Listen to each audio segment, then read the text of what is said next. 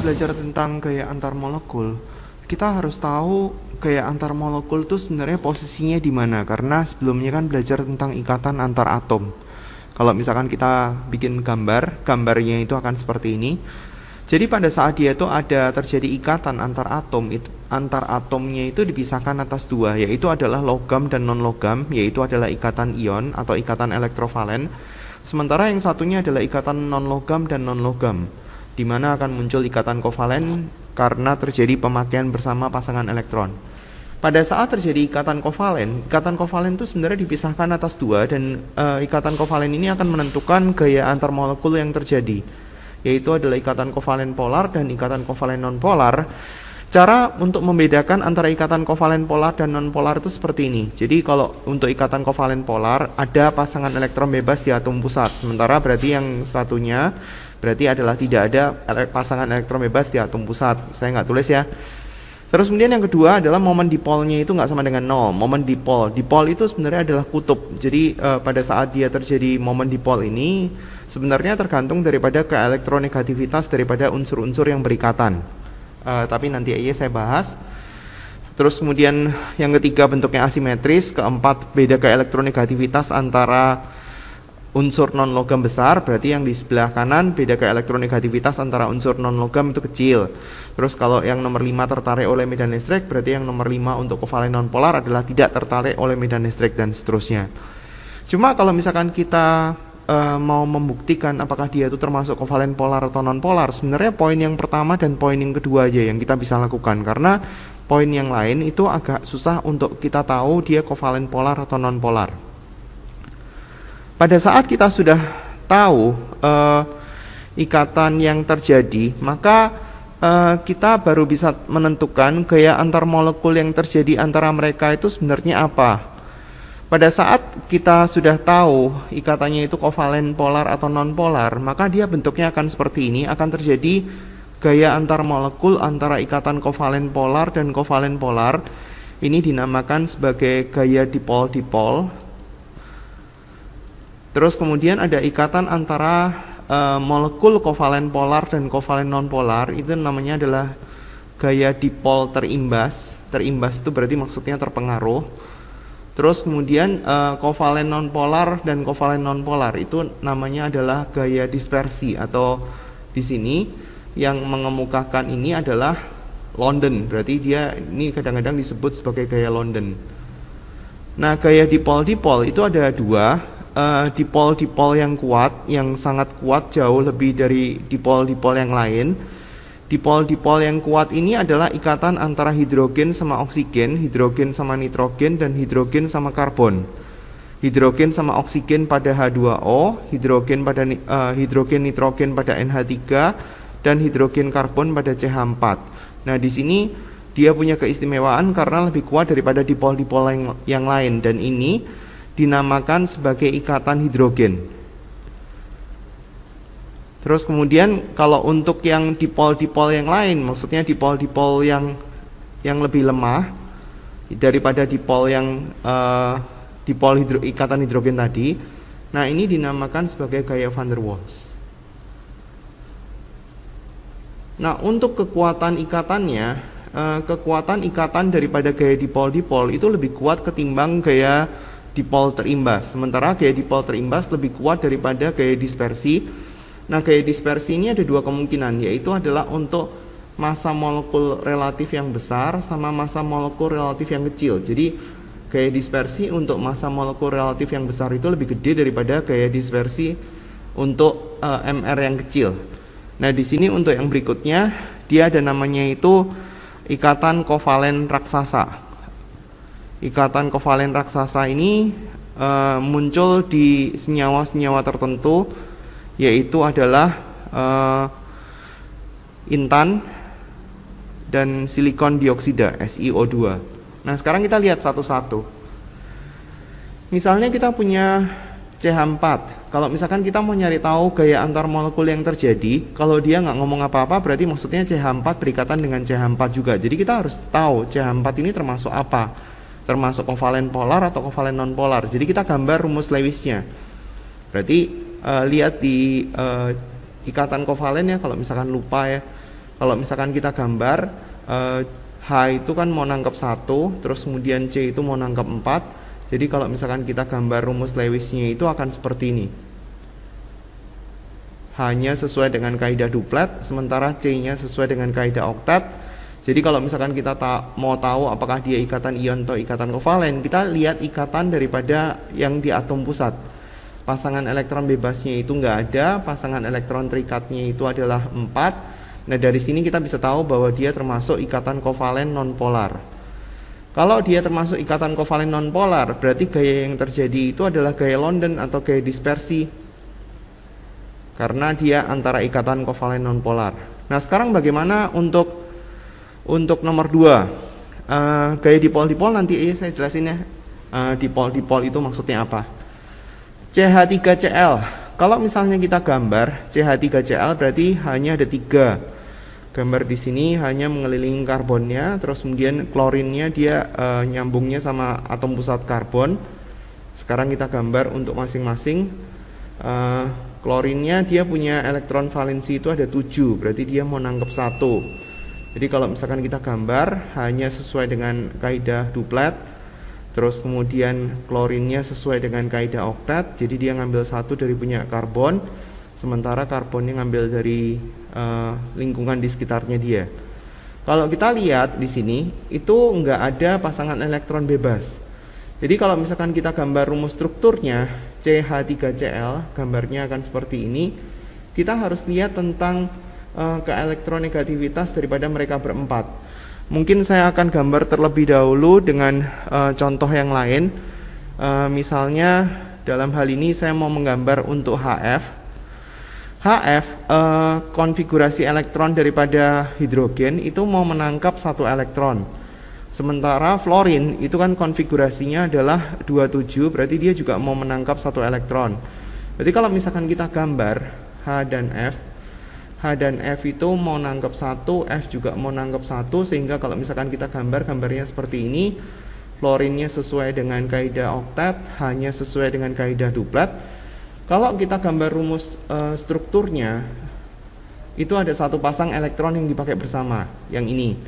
Nah sekarang kalau kita lihat dari sisi keelektronegativitas, pada saat kita belajar tentang keperiodikan daripada sifat, keelektronegativitas itu untuk 1 periode makin ke kanan itu nilainya adalah makin besar. Tetapi pada saat kita mau membandingkan keelektronegativitas, golongan 8A nggak dimasukkan dalam perhitungannya. Jadi dia nggak berencana untuk membentuk ion negatif. Sementara dalam 1 golongan itu makin ke bawah makin kecil. Jadi kalau misalkan kita lihat posisi H dan F dalam sistem periodik unsur, F itu lebih negatif daripada H. Dalam sistem periodik unsur, hidrogen itu kan ada di sini, terus kemudian fluorinnya ada di sini. Ini golongan gas mulia. Fluorin kan golongan halogen. Jadi F itu lebih negatif daripada H. Kalau F-nya itu lebih negatif daripada H, berarti artinya dalam ikatan antara H dan F, fluorin ini akan berperan sebagai dipol negatif. Simbol ini itu adalah dipol. Dipol itu adalah kutub sebenarnya. Ini kutub.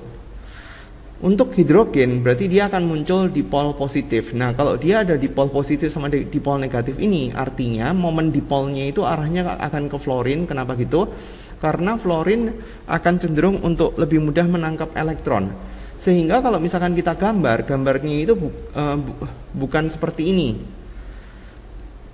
bukan seperti yang di atas ini, tapi gambar elektron daripada ikat yang dipakai oleh mereka berdua itu sebenarnya lebih dekat ke fluorin, enggak di sekitar hidrogen, tapi lebih cenderung di sekitar fluorin. Sehingga kalau misalkan kita gambarnya itu seperti ini. Nah posisi daripada elektron-elektron ini itu sebenarnya pada saat kita belajar itu nggak pernah bisa ditentukan secara pasti. Jadi posisi daripada kedudukan elektron itu bentuknya adalah seperti awan elektron. Jadi kalau misalkan kita gambarnya itu kurang lebih akan seperti ini. Ini adalah kedudukan awan elektron daripada mereka.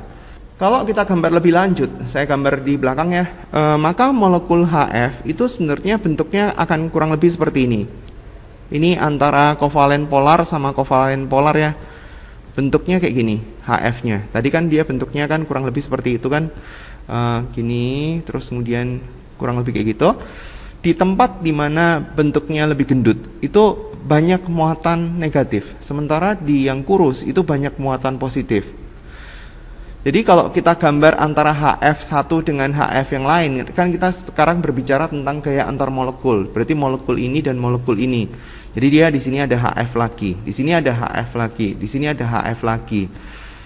Di posisi di mana dia tuh negatif ini sama posisi positif ini, dia ada gaya tarik menarik sebenarnya. Nah, ini gaya ini itu adalah gaya antar molekul yang dimaksud. Gaya antar molekul HF dengan HF. Jadi di sini ada gaya tarik menarik, di sini ada gaya tarik menarik dan menimbulkan ikatan antara mereka. Itu kalau kovalen polar. Jadi kalau misalkan kita berbicara kovalen polar sama kovalen polar.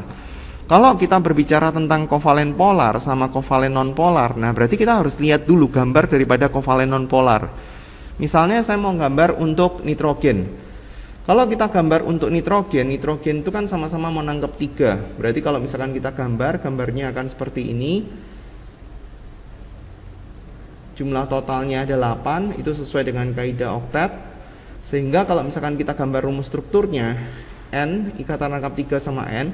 Nah ini bentuknya akan simetris. Sehingga kalau misalkan kita gambar, kita bisa gambar dia seperti, kalau untuk kovalen polar kan gambarnya kan seperti ini. Kalau kovalen non polar, kita bisa gambar seperti ini, atau kita bisa gambar mungkin bentuknya seperti ini yang dia tuh simetris, buletan 2, tapi dia ada irisan antara mereka.